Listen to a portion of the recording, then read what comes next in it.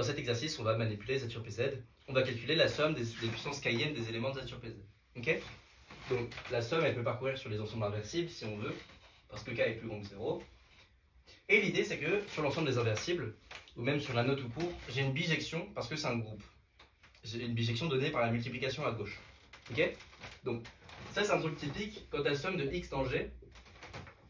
Donc on peut supposer qu'on somme sur les inversibles. Ok? Les inversibles, c'est un groupe de cardinal P-1 parce que P est le premier. Et quant à ça, il faut direct penser au fait que c'est aussi ça. Ok?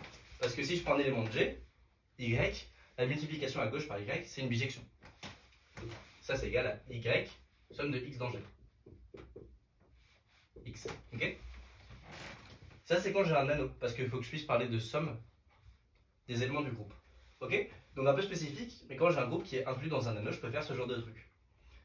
Je peux dire que la somme des éléments, c'est stable par multiplication par tout élément du groupe. Donc en particulier, si il existe x dans G différent de 1, alors la somme des éléments est égale à 0. Parce que mon élément y, il est différent de 1, et si mon anneau est supposé intègre, alors c'est que la somme est nulle. Ok?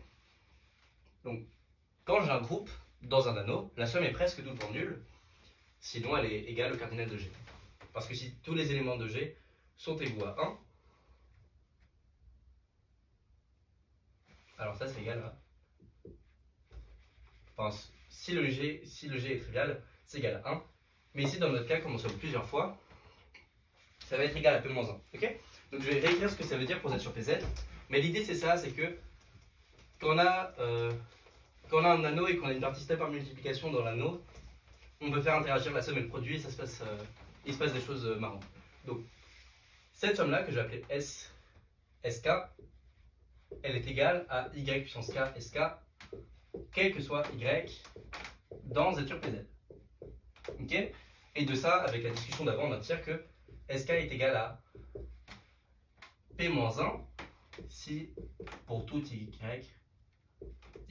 est égal à 1. Ok? Parce qu'à P-1 terme, ils sont tous égaux à 1, ça fait P-1.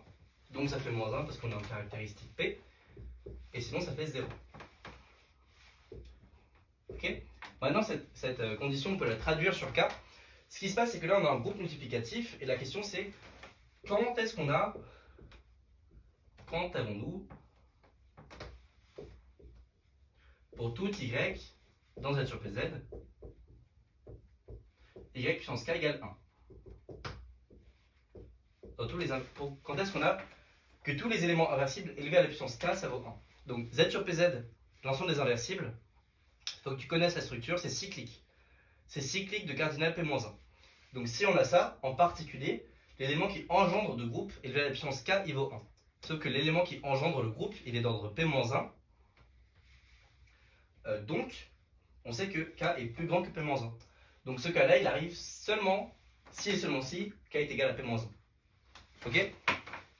Une autre manière de le voir, qui est celle qu'on utilise dans la preuve de z sur Pz étoile cyclique, c'est de dire que ce qui se passe, c'est qu'on a que x puissance k-1 annule z sur Pz étoile. Ça, c'est un polynôme à coefficient dans z sur Pz qui est un corps. Et ce polynôme-là, il admet P-1 racine, parce que ça, c'est le cardinal de l'ensemble des inversibles. Il admet P-1 racine, et comme on est dans un corps, il est factorisable par ses racines. Et donc, on a que k est plus grand que P-1, parce que k, c'est le degré du polynôme. Donc, k est plus grand que P-1. Voilà. Donc, dans cet exercice, en gros, ce qui se passe, c'est que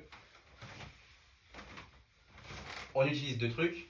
On utilise le fait classique que dans un groupe, la multiplication, c'est une bijection.